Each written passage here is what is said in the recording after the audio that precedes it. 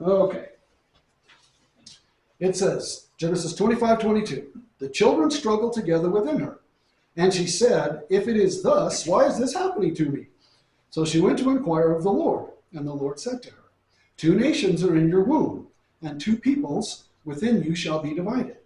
And one shall be stronger than the other, the older shall serve the younger. So these kids, we don't know what they're doing in there, but they're wrestling around and moving around. And I know how uncomfortable it was for my wife when one baby just moved and kicked a little. I can't imagine having 2 that are wrestling, inside there. She was very uncomfortable and very alarmed, like, what is going on? Now you can see that she is a true worshiper of God, because where does she go to get the answer? She goes immediately to God and asks him, what's going on? She went right to the source. Now, this is the stuff that drives me crazy. They don't tell us how she did this. I mean, did she just pray about it and God spoke to her? Or, exactly how did she take it to God? Because it really doesn't tell us much about how people worshiped God prior to the formation of Israel and the temple and the rules and laws and all that were set up. It just tells us they did. They built an altar, they worshiped God. They called on the name of the Lord. For me, a person like me, I always want the details. I want to know, what were they doing? How did she do this? How did God respond? A spoken voice, which is most likely, is what happened. So, but however, God spoke to her and she understood it and told her what was going on in there. Now, this is another thing that really separates the Bible and Christianity from a lot of other religions, especially the ancient false religions, because in there, in all the ancient cultures, women had no value, really. They were like chattel, they were property, so on and so forth. There were a few cultures scattered around the earth where the women had more of a position, but by and large, they did not. And so the gods didn't speak to women.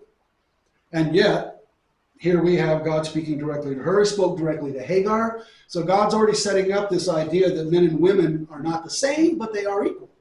That he speaks to women, he speaks to men.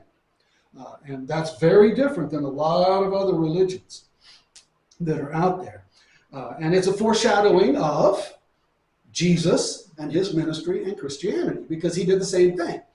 He was a rabbi that went and spoke to a Samaritan woman with loose morals. I mean, he went, in their culture, he went about as low as you could go.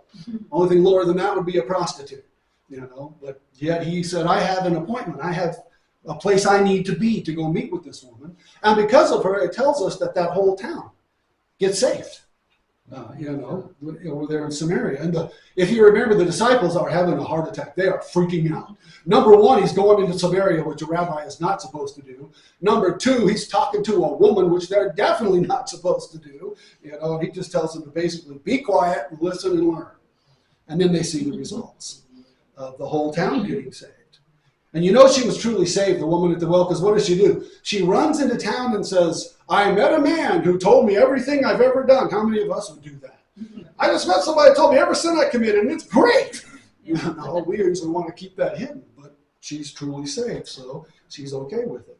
And that's what gets everybody's attention. They know who she is. So we look at Galatians 3, 28, 29 in the New Testament. This is one of several verses, where it tells us there is neither Jew nor Greek, slave nor free, no male and female, for you are all one in Christ. We are all one in Christ, period. That's it. What are we? We're Christ. We're not really male and female. We are Christ. We are one in Christ. And if you are Christ, then you are Abraham's offspring, heirs according to promise. That's a very powerful verse that Paul puts there, because he tells us Gentiles that we are literally part of Abraham's offspring, even though we don't have Jewish genetics and that sort of thing. But when Jesus came, they changed all of that. And the kingdom is a spiritual kingdom. And we're now heirs according to the promise. We're part of that promise as well. Only our promise is not an earthly kingdom. It's the supernatural and eternal kingdom, which I would much rather have. The one forever. Now, he gives her a prophecy to explain what is going on inside of her. Again, God does this as a foreshadowing of what will happen when these young men are adults. They're never going to get along. They're going to always be a little bit antagonistic toward each other. And so they're going to father 2 separate nations. And we know that Esau fathers the nation that's called Edom, which today is Jordan, a part of Jordan, the part that borders right along Israel. So the Edomites, their cousins, were right there on the border, yet they always fought against Israel and helped Israel's enemies. They never got along with Israel. And so because of that, you'll see later on, bad things happen to them. So the separation between Jacob and Esau, that's what it's pointing us to, didn't begin with Jacob stealing Esau's birthright. It started where? The womb. That's where the struggle started, in the very beginning. And they were never going to get along. Wouldn't you love for God to tell you that about your kids? No. You've got two kids, and they're not going to like each other, and they're never going to get along, so don't try. Almost kind of thing. So it also tells us that the one shall be stronger than the other. And if you didn't keep reading, your natural thought would be Esau is going to be stronger than Jacob, especially when we get farther down and we learn who the two men are. Because Esau is the strong outdoorsman, hunter, warrior, that kind of thing. Jacob's the mama's boy that hangs around the tents. So you would expect it would be Esau, but it's not. It says the older shall serve the younger, because the nation of Israel becomes much more powerful than Edom, larger and more powerful. And there is a time under David and Solomon where they rule over Edom as a vassal, and they have to pay them taxes, and they have Israelite rulers over them for a time. So, and we don't need to speculate about who it is, because it tells us that it's going to be, Jacob is going to be the one that is going to be the stronger. Let's see. So we know that Esau fathers Edom, and we know that Jacob fathers Israel. And Israel becomes a very rich and powerful nation under David and Solomon. And Edom never really becomes a powerful nation. They don't really become a large nation. The land that they take is mostly like hills and mountains and cliffs. That's what it's referred to as. They're very fierce fighters, and it's very difficult for any country to take them over, mainly because you can't take a large army in and fight them because they're up in the mountains and the cliffs. And you can't take a big army up there and spread it out and fight. They do guerrilla warfare. And they eventually are taken over, but it's very difficult. And when Israel begins to weaken after Solomon, Edom would raid into Israel, would join other enemies like the Moabites and others that raided into Israel, which, if you remember, the Moabites are directly related to Israel as well. They're the children of Lot through incestuous relationship with his daughters, who got him drunk and all that kind of stuff. And so this creates a big problem, and they hated Israel. And because of this, the entire book of Obadiah is a prophecy against Edom and what's going to happen to them because of how they treated their cousins, the Israelites. Instead of helping them, they fought against them. In fact, there's one part in the Old Testament where the Israelites are trying to flee Israel because of an enemy that's overwhelming them, and the Edomites go down and block the border, the crossing where they want to get across the Jordan, and catches them and takes them back and turns them over to their enemy, that type of thing. So because of that, the whole book of Obadiah was written to talk about the curse God's putting on them, and he says that he's going to utterly destroy them. They will cease to exist upon the earth. He says the same thing about Moab and Ammon, and that's exactly what happens as things progress. They disappear as a people. They're defeated, destroyed by other peoples, and then the few that are left intermarry and they disappear. And this is exactly, remember what God told Abraham way back? Anyone who curses you, I will curse. Anyone who blesses you, I will bless. Anyone who plunders you, I will plunder. Anyone who despoils you, I will despoil. And that's exactly, he carries out that promise on these nations. And what makes it worse is they're directly related to them. They're from the same lineage, and yet they treat Israel like they do. And in the 6th century BC, a guy named Nabonidus was a ruler of Babylon. And he defeated and destroyed Edom. He wiped them pretty much off the earth. The few that were left intermarried with others, and then they ceased to exist. And that was in the 6th century. Now, verse 24. When her days to give birth were completed, behold, there were twins in her womb. Well, we kind of already knew that. The first came out red, all his body like a hairy cloak. So they called his name Esau. Afterward, his brother came out with his hand holding Esau's heel. So his name was called Jacob. Isaac was 60 years old when she bore them. So Esau, he comes out first, covered with red hair, which is interesting. And I kind of guess it might have been a little startling to his parents, as not many Middle Easterners have red hair. Yet, as I went back and looked, there are actually quite a few Jews that have red hair. Some in their genetics, they have the red hair. Because even today, you don't see that many Jews with red hair. and yet it was relatively common back then. Now, the way that these described, this just struck me going through Genesis this time, because it says his whole body is covered with hair. Ever seen a baby born covered with hair? Yes. You know, have you? Yes. It's very few does that happen to. Usually it's dark though. Right. And so that's actually a disease that I think he might have had. Right, not a disease, a condition. It's called hypertrichosis, where you're born covered with hair. And it's also probably where the idea of the werewolf came from. Because if you see adults with this, their entire body is covered with thick, basically looks like fur. They are completely covered everywhere. And if you cut it, it grows back within a week or two, you know, that type of thing. And so that's most likely only it was red, so that would be a little startling, his whole little body covered with red hair, you know, type of thing. Ellie was born bald, and then we thought she was never going to have hair. It never seemed to come in, and now she's got long, beautiful hair. What, Deb? 2 years. Yeah, she was 2 years old before she finally started getting hair. Leah was born with black hair. You know, it's funny how that happens, you know. Then she's a blonde, so that type of thing. So he probably has this, what we call hypertrichosis. And very much, he probably looked like that, only red. Now, good old Jacob comes out, what? Holding on to Esau's heel, which is like he was trying to pull him back in so he could go out first, you know, all the way back in the womb. And God, again, did that as a symbol of what's coming, to understand what's coming. You know, it doesn't work at this time, but eventually he does get the birthright like the firstborn.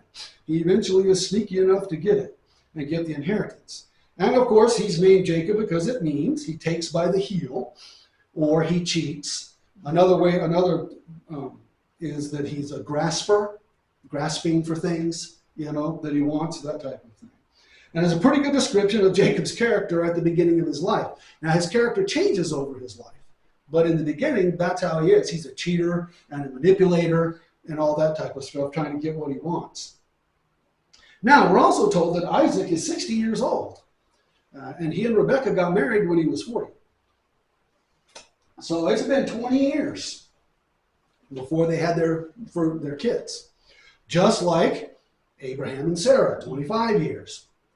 Same type of thing. And God, you know, chose those to do that so that people would know beyond a shadow of a doubt when they do get pregnant that it is because of the power of God, because there was enough years to prove that it wasn't going to happen naturally. You know, they don't have that ability. So now, here's my question. He's 60 years old when they're born. Who here wants to have toddlers when you're between 62 and 65? I'm 65. I don't. Absolutely not. You know, kids are for young people that can keep up with them, you know. So, all right, chapter 25, verse 27. When the boys grew up, Esau was a skillful hunter, a man of the field, while Jacob was a quiet man, dwelling in tents. Isaac loved Esau because he ate of his game, but Rebekah loved Jacob. So they fall down the basic mistake that many, many parents make. They favor one child over the other instead of treating everybody the same. Because in almost every family, one of the kids is going to be more like one of the parents, you know, than others and that type of thing. And as parents, we have to be very careful to treat them the way they need to be treated. I hate to use the term same because you really don't treat every kid exactly the same if you really understand what's going on. Because some kids need a very strict hand and some kids need a much lighter hand to guide them, that type of thing. So, as often happens, the two boys are polar opposites. One's outdoors and, hunter, a he-man. That's what we would call him, a man's man. And Jacob, he's kind of a mama's boy. He hangs around the tents. We find in a minute he learns how to cook. Not many men cooked back then. I mean, if they're out in the fields, yeah, they might roast an animal or something, but they didn't really cook. That was woman's work, And we find later he's making lentil stew. Now, it makes sense that Isaac would take more to Esau. Isaac is a man of the field. He's a man of flocks and herds and all of that. And, most men want to see their sons be men's men, that type of thing. And then, of course, Rebekah is more drawn to Jacob because that's where he likes to hang out, and he's sensitive, as people will say. So, but, in our lives, we need to understand our kids have different personalities and treat them according to that personality without showing preference, although that can be difficult because sometimes we do it without even knowing it, that type of thing. And no one told Isaac and Rebekah about this. They didn't have books to read that told them how to raise kids back then. We have a lot of advantages today. And as I said, most men of that day didn't cook. Most men of today don't cook. I think men do a lot more of that now. They'd cook if they had to, but not normally. And yet Jacob learns to cook. So Esau comes in. Oh, I've skipped the verses 29 to 34. Once when Jacob was cooking stew, Esau came in from the field, and he was exhausted. And Esau said to Jacob, "Let me eat some of that red stew, for I am exhausted." Therefore his name was called Edom, because what does Edom mean? Red. Yep. And also it's funny, the land that they go to, in their day it was called the land of Seir. Now it's Jordan. Guess what color the soil and rocks are in that part of Jordan? Red. So not only is he called red, but he goes to a land that's red. And then his descendants they're not called Esauites, they're called Edomites for that. So let's see. Verse 31. Jacob said, "Sell me your birthright now." Esau said, "I am about to die." Is he really? So we see here Esau's a little dramatic. Is he hungry? Yes. Is his brain maybe kind of foggy and fuzzy if he's really, really hungry? Yes. Is he going to die? No. But he thinks he is. "Of what use is a birthright to me?" Jacob said, "Swear to me now." So he swore to him and sold his birthright to Jacob. I'm kind of surprised that Esau didn't just push him out of the way and take it, but maybe it would have caused enormous trouble. I don't know. Then Jacob gave Esau bread and lentil stew, and he ate and drank and rose and went his way. Thus Esau despised his birthright. So it's giving us insight into the character of Esau and why Esau is not chosen to inherit the promise. He doesn't care. Remember, their birthright is the promise of the land of Canaan and the nation of Israel. That's the birthright, not just the inheritance and all of that. And yet Esau, he could care less. He's willing to sell it for a bowl of soup. He doesn't care. Now, I'm not sure Jacob cares all that much either, other than he wants to inherit the most. But yet he changes over time. So, he's starving. He's been out on a hunt. He may actually be at the point to where your brain gets fuzzy and you don't think all that well. That happens when your blood sugar gets real low. And it may explain partly why he makes such a bad decision, but also it shows that he's really impetuous and a person who only cares about what's in front of him at the moment. We're always told to live in the moment, and that's true, but we don't want to be people who think only of the moment, because when you make a decision, you have to think about what are the ramifications of this in the future. And we all know people, or maybe we've done it, where, they don't do that. And you kind of wonder, why did you make that decision? Don't you know that it's going to have this effect 5 years, 2 years, whatever, down the road type of thing. And yet Esau is like that. He's impetuous. He makes decisions quickly. He's dramatic. He only cares about the moment and getting what he wants in the moment and doesn't think about the ramifications. Now, the stew is apparently a red, probably due to the lentils and then also some spices, because lentils can make kind of a reddish soup or stew. And yet I'm sure they put spices in it that may have made it very red. And it's funny because that's still a mainstay of the Jewish diet to this day. And the Middle Eastern diet is lentils. That's a big part of their diet in that area. Probably, I guess, because that's what grows there, or a lot of what grows there. And because of this, and due to his red hair, his nickname becomes Edom. And the nation he founds, as I said, is called Edom as well. Now, Jacob could have just given him some stew, but he's a sneaky dude, always looking out for himself, always trying to grasp and get what he wants. And so he started this. See, Jacob does look to the future. He's got a plan here. He's going to get him to sell him his birthright, and then he's going to get the blessing from his father by sneaking in there and wearing goat's hair and all that kind of stuff. He and his mother basically have a plan to do this. So he offers to sell some stew, but he has to give him his birthright. And that's what causes me to think that Esau's brain's not functioning all that well, due to hunger. Might not be, though. It might be just he just really doesn't care. Doesn't look to the future. Just the current moment and what satisfies me now. Do you know that's what made credit cards so famously popular? Because what does a credit card allow you to do? Buy it now.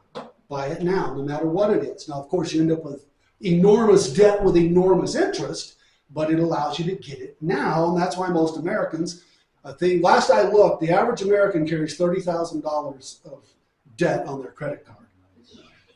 That's average, and it's very common. And if you carry that much, if you make the minimum payment, you won't live long enough really to pay the thing off.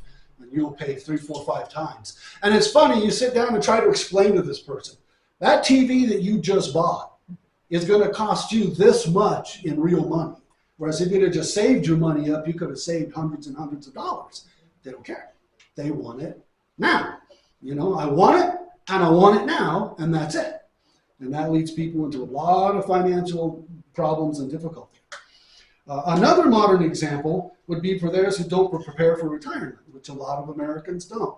The last thing I also saw was they said the average person has less than $50,000 in their 401k. People that are getting close to retirement in their 50s and such, And I'm not here to beat those people up. I'm just saying it's a similar mindset.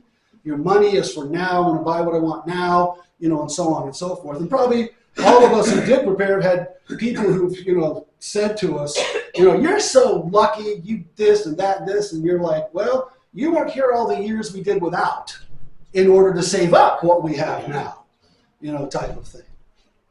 And especially in today's world where companies don't do pensions anymore. The company used to do it for you. That's pretty much almost non-existent anymore. There might be a few companies, but it's all 401ks and all that stuff where you have to put your own money in and take care of it. And so, most people, they want to enjoy themselves, have a good time, and retirement's far away until they turn 62 or 63, and then it's like, I don't have any money, I can't retire, type of thing. And they always figure they'll deal with it at a later point. Also reminds me of those people who've maybe grew up in church, been around the church, and in their mind is, well, I'll eventually get saved before I die. But I want to have a good time until then. Well, of course, that never happens, that type of thing. So when day comes when they can no longer work, they find out they only have Social Security and it's not enough to live on, and so they go into poverty, that type of thing. So in fact, there's this commercial they run on TV, on the radio, that's about Easter seals, which I forgot Easter seals even existed still. And apparently they run food banks. And it's a lady saying that she had got hurt and somehow had to have surgery, couldn't work for a long time. And then when she did get the surgery and was trying to go back to work, she couldn't keep up with her schedule, so they fired her. And she says, and I'm 68 and nobody wants to hire a 68-year-old and all this kind of stuff. And it's about, well, at least this, I could go to the Easter Seal Food Bank and I have food. That's the whole point. But the way it hit me was, you're 68, well, you should be retired. Why are you still looking for a job? I'm like, you made some bad decisions. That's what you did. But, we don't know each person's predicament. So, but yeah, we see that. I mean, that is kind of the modern mindset. Esau is a very good example of what most of the modern people think this day. Younger people. Think is they just, all the money goes, to having a good time. What's also funny, though, is during COVID, all of these people found out that they make a whole lot more money than they thought they did, simply because they couldn't go anywhere. They couldn't go to restaurants. They couldn't go, rock climbing and all the stuff that they did. They couldn't travel. None of that. And, when you look at the financial things, we had the highest rate of savings the United States has had in like the last 100 years during COVID. Because people couldn't spend their money. Did it click in their brains when COVID was over? Nope. What's the first thing they did? They spent every bit of it. Traveled more than they ever have, went to more restaurants and all that kind of stuff. And you're like, my goodness. But, Now the credit card debt's higher than ever. Yes. Did you know in China they start teaching their kids economics in kindergarten? And it is required all the way through advanced education. We teach our kids nothing, absolutely nothing, about, and that's, if there's any class they ought to teach, it's economics. Because if there's anything that affects your life, more than anything else is economics. I mean, they don't necessarily have to teach like the economics of a company. They need to teach the economics of a nation, so that you understand what's going on out there. Would also help inform a lot of voters a whole lot better, and understand what's going on out there, that type of thing. So now Esau is a little dramatic. I am about to die. And we all also know people like that. They exaggerate things. And a lot of people do that in order to justify getting what they want when they want it. They want it now. It's this huge deal, if I don't get it, where it's really not a huge deal. They just make it into one. In his own mind, he makes his current condition seem much worse so he can justify selling off his birthright. Do you remember somebody else who did something very similar in the very beginning? Satan came to Eve and said, did God say that you can't eat of that tree or even touch it lest you die? Remember what God actually said? He just said, don't eat of it. He didn't say don't touch it. He said don't eat of it. But again, and she says, yes, and making it worse than it is, so then that justifies what we do. And we're very prone to that as human beings. So Jacob makes Esau swear an oath. We're not told what the oath is or how he does it, whatever. But it's some kind of binding oath that he can use in the future, and he can't back out of it. Because back then, today people don't take oaths very seriously. Back then, people took oaths extremely seriously. You did not break an oath. End of story. Kind of like, basically, when a lot of you were younger here in America, what did I say?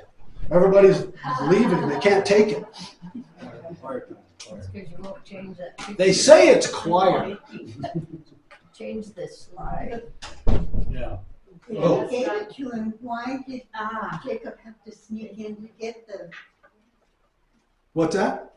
If Esau gave it to him and gave him the oath that you have my birthright, why did Jacob have to sneak into his father? Because there was no deal between him and the father, just him and Esau. First he got Esau to give it up, which then gave him, in his mind, the right to go in and get it from his father. Because his father wouldn't have done it if he'd have known it was Jacob, regardless of what Jacob and Esau. He had to get the blessing from Daddy. Yeah. So, let's see. So Esau swears to him, and then Jacob gives him bread and lentil stew, and he eats and drinks and goes on his way, seemingly without thought of what he just did. It doesn't seem to bother him at all. And I also thought of this. Perhaps Esau is the stereotype big, strong he-man who's not too bright. Who knows what's going on there. But nonetheless, he just throws it away.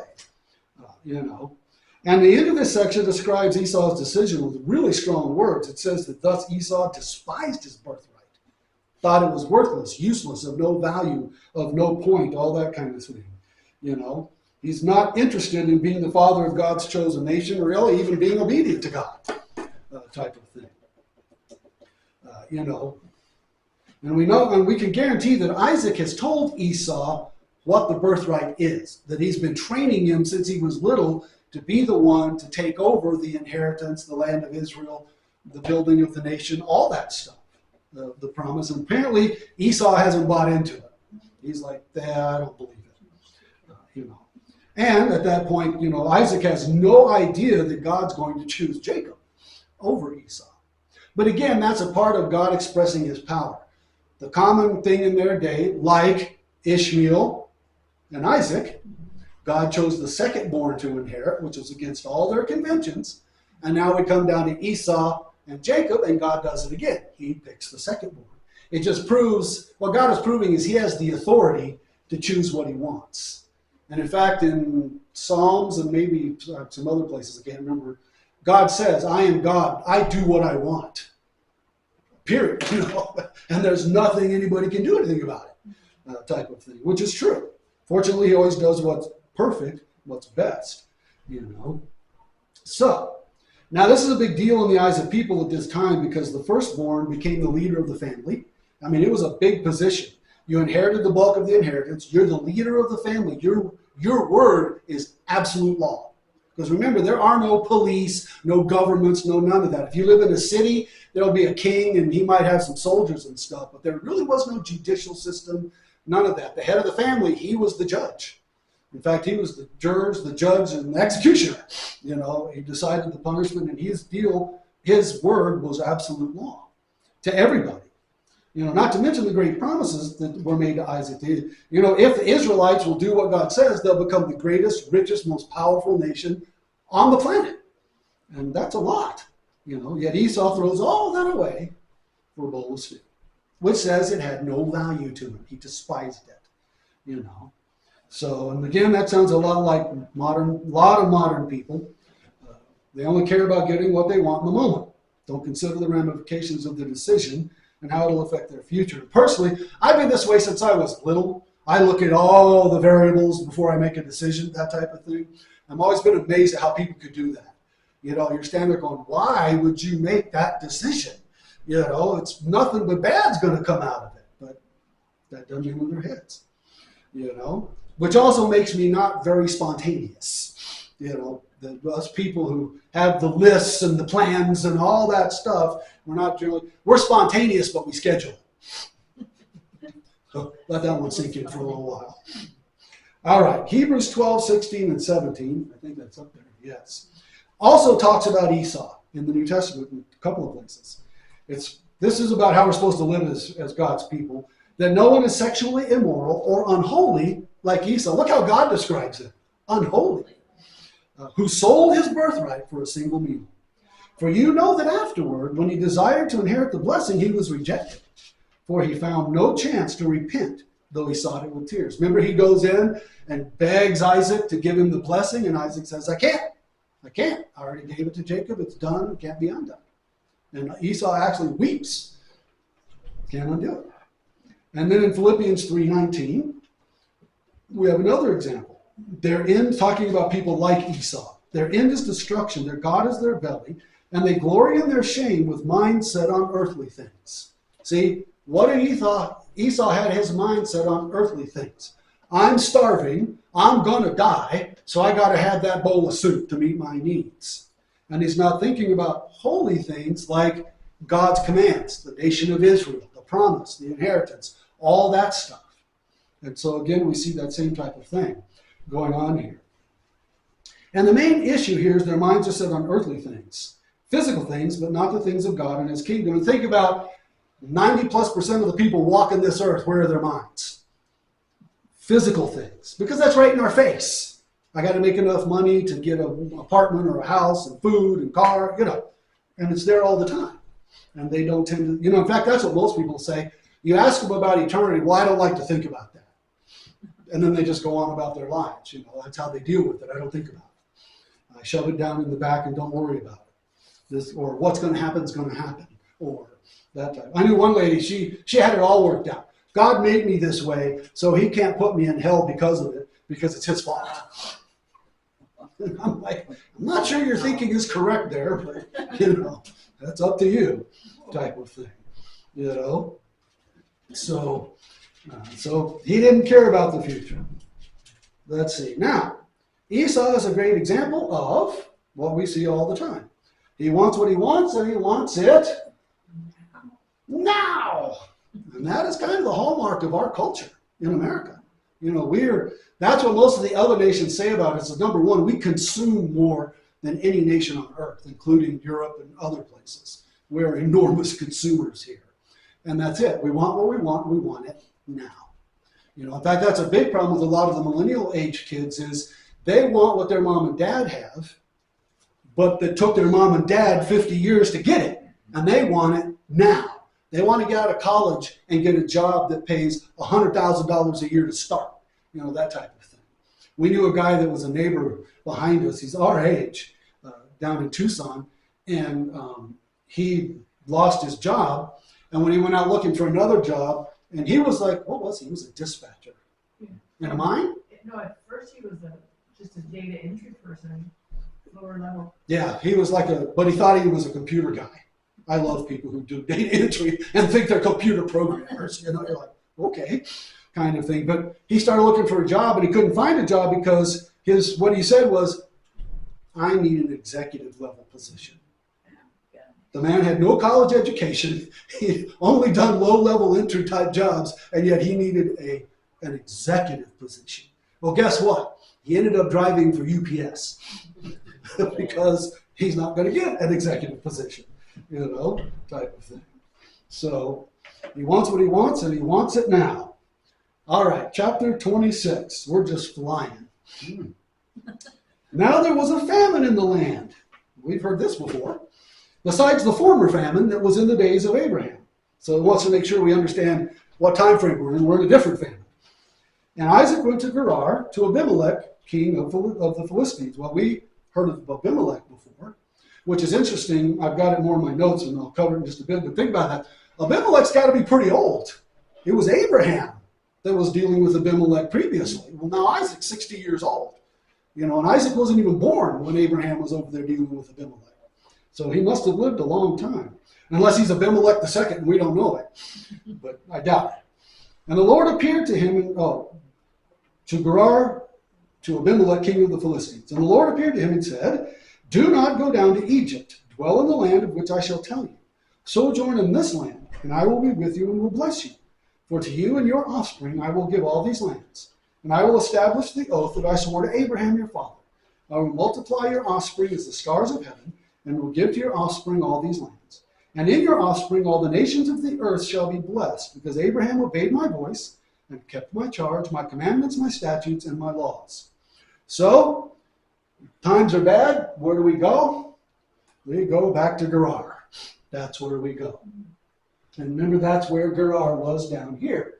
Very likely what's happening is that Isaac was on his way to Egypt when he stopped at Gerar. That's why God says, don't go to Egypt. Because where did you go if you lived in that whole Middle Eastern area if there was a famine and no food? Where's the one place that didn't really have famines? Egypt, because of the river Nile. The Nile River was what kept them, I think I thought I had that on the slide.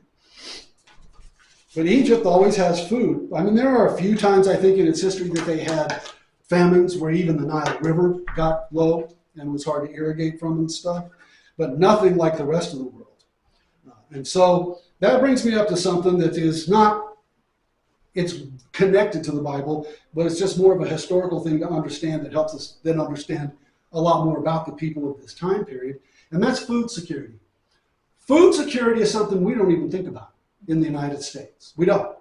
We always have plenty of food. In fact, that's what people who come here always say.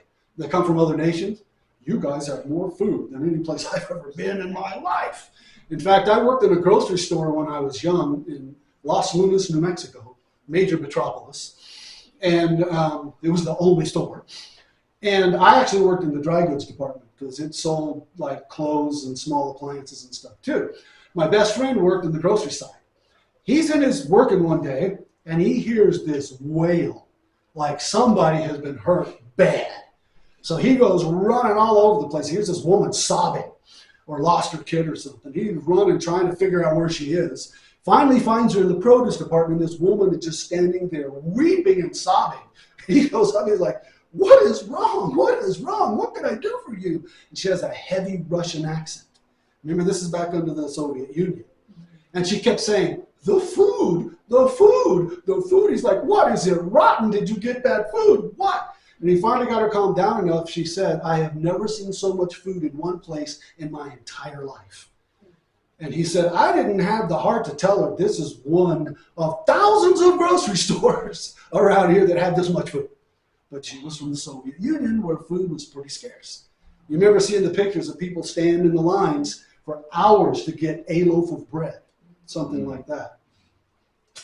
That's what happens when the central government tells the farmers what to plant and when to plant it. And they did crazy stuff back then that made their food supply not work. So food security, as I study history and think about our time today, I find that we live in a time that is a bit kind of like a fairy tale and a bit maybe a little unreal that will last a time, but it won't last forever. In that, we don't worry about food. We have food security. We can get food from all different parts of the world, and there's parts of the world that when we have winter, they have summer, and they're growing food, and we have the money to buy it and ship it and all this kind of stuff. And we have modern transportation that can move it fairly quickly. And that is a very recent thing. But it's also something that can collapse very quickly. And in ancient times, food was more valuable than anything. People spent most of their time trying to get enough food. If you read much in the way of ancient history, especially at the common man's level, it took everything they made each day just to buy enough food for one day. There was no pantry full of food. None of that. If you were sick and you didn't work, then the next day you didn't eat and your family didn't eat because they got paid every day. And they got just enough to go get their food and keep them alive and that type of thing. And they did not have food security. Famines were extremely common all across the world. Whether it was Europe, Middle East, doesn't matter. Famines are very common, a normal part of life. Or not even just famines, a bad harvest. It rains too much, it doesn't rain enough. And you have to live on what you can get in your local area. You're not shipping food in from anywhere. You couldn't. The systems and the money didn't exist. And in their day, when you, again, like I said, you read a lot of this stuff, you'll find out they had far less concern about gold and silver than they did food. It was a far more valuable, I've lost the word. Commodity, yeah. It was a far less valuable commodity. You can't eat gold and you can't eat silver. That stuff only gets valuable when you live in a culture where you have safety, security, food, those kinds of things. Then it has value. If it's not that community, then it's food and shelter that has all the value because you can't live without it. I mean, I don't have any gold, so it's obvious I can live without gold, type of thing. But can't live without food. And often that's what they bartered was food. The cobbler didn't want you, back in those days, necessarily give him money, but often you gave him food, that type of thing. So now, so I have that up there, yeah. And then last, it's only with modern transportation, irrigation, artificial fertilizers. That's another thing that happened. When you grow the same crops on the same land over and over and over and over for generations, you deplete the soil. And then it gets to where it won't grow anymore. That's the whole reason Washington Carver started the whole peanut thing. They couldn't grow cotton in the South anymore because they depleted all the soil. But if you grow peanuts and alternate your fields, then you'd have great harvest. Because what do peanuts do? Put nitrogen in the soil. They fix their natural fertilizer. And now what he did was not so much about the peanuts. He understood that, but you can't grow peanuts if there's no market. Nobody's going to grow peanuts if they can't sell it. That's why he came up with over 300 items made from peanuts. That's what he actually invented. But he didn't invent peanut butter. That came later. But he had all kinds, peanut oil, all kinds of things. And so there was a market, and he could convince the southern plantation owners to grow peanuts, to alternate peanuts in their fields. And nowadays, there's people down there that grow only peanuts, like Jimmy Carter and his family. They were peanut farmers, because there's such a great market for it in today's world. But even this is kind of precarious. Remember during COVID-19? That kind of showed us this can fall apart in a matter of a couple of days to a week. All of a sudden, our shelves are empty and not getting filled back up because nothing was coming in from the other countries and even from within our own country. And even today, we're still suffering. We still have empty shelves in a lot of our stores, and even in big cities. I've talked to friends that live in places like LA. Even their shelves are half empty half the time, just like we are. Longshoremen a friend that knows a family of longshoremen in the LA area told them they used to get 20 to 30 ships a day. Now they get 7 or 8. And most of those ships, guess where they come from? China. Guess who's mad at us? China. Guess who's not sending us stuff? China. I don't think that's an accident or a coincidence. And really, when you really get to studying, you realize that our way of life is really great, but it's very fragile. It doesn't take much to bring this whole thing down. One of the kinds of books I like to read, can't tell you why I like to read them, because half the time they make me mad, but are the end of the world scenarios. Something happens, whether it's a disease, a war, a natural thing, but all the systems in the U.S. break down. And what are people going to do? And it's amazing when you really think about it. Why I get upset is it seems like the authors don't seem to have much sense about this. if everything, like if it was a disease that killed off all kinds of people and there's not that many of you left, what's the first thing I'd do? I'd go find a house with a well that nobody's living in an area where I can grow food. And then I would go start taking solar panels off of other houses, and I would build a big solar system with water, and then I'm good. From there, but they wander around and go to stores and loot and get shot at and all this kind of stuff. And I'm like, that doesn't make any sense to me. Go find a house out in the country somewhere where you can grow a lot of food and stuff. As much as I don't really like the humidity of the South, that would probably be a good place, because you can grow a lot down there. And find a house and get some solar panels and get a well and a pump and so on, and off you go. That type of thing. But they do a good job of that. Now, how does almost everything get to our stores? Truck. Especially our food. And I don't know if I can do this in the last 3 minutes that I have, but I'm going to try. I read a book that was along this line, but it wasn't a natural disaster or anything. And I really hope no terrorists have read this book, because it makes total sense and would be easy to do. What they did was they planted bombs randomly on semi-trucks all across the country. And then these bombs had timers, and they would blow up the truck and kill the drivers. Well, what happens after about 4 or 5 of these things go off? Nobody's willing to drive a truck anywhere until the bomb squad comes and checks it. Well, we've got millions and millions of trucks in this country and not that many bomb squads, so they couldn't check them all. Do you know how long it takes for our system to break down? About 5 days. Because anymore, stores only carry about 3 days worth of food. So after 3 days, there's nothing in the store. After 5 days, people are starting to starve. And then what happens? Riots, looting, killing, it all breaks down. Social order, all of it goes. And it's amazing to me how quickly it could go. Even in our country, with all that we have, that's all you'd have to do. And it all starts falling apart. And that's also partially why the shelves are empty. We have a friend who owns I think it's the largest, his family's the 5th wealthiest family in the world. He attended my church in Sedona. And they package cheese for almost all the manufacturers. And they manufacture their own cheese. It's a multi-billion-dollar business. And I asked him one time, I'm like, why are the shelves empty like at Walmart all the time? Even before COVID. If there's something you like, if you like it especially, they always run out of it. And you think, can't you guys figure this out, that we all like this stuff? And he said the problem is they've tried to go to what's called just-in-time manufacturing, which they don't manufacture. Just-in-time manufacturing was created by Toyota years ago. And what it is, it keeps the manufacturer of the end product from having to put all of his money into the raw resources.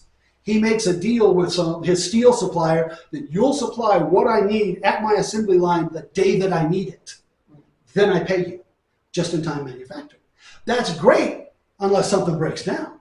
Because see, those guys carry no product on the shelves to build with. Well, for some reason, the stores thought that was a good idea. They're not manufacturers. They don't have control over how quickly, supplies disappear, like an auto manufacturer does. He knows how many cars he's making, he knows how much steel he needs, and he knows where he needs it. We don't know that with a store. There could be a run on toilet paper, type of thing. You mentioned how many ships are coming into the longshoremen's ports now. Mm-hmm. I don't remember if this before COVID, during COVID, but what was behind the scenario where all those, I think maybe hundreds of ships were waiting to get into the port and they wouldn't unload them? That was COVID. Yeah. Because they were so scared that they're going to bring the disease in, they weren't letting the ships come in and unload. And then the longshoremen's unions were like the teachers' unions. We're not catching that disease by unloading your truck. I thought maybe it was Biden. No, actually, that was under Trump. When that occurred, it was right at the tail end there, But no, it was the whole shutting everything down part. Anyway, he said they tried to go to the just-in-time manufacturing, and because of that, I used to work in a grocery store. We had lots of stuff on pallets in the back. He said they don't have anything on pallets in the back. They expect us to carry all the inventory, and that they expect us to be able to call us on Monday and have it there on Tuesday, that kind of thing. And he said it just doesn't work in this industry where it's so variable as to how fast things go off the shelf.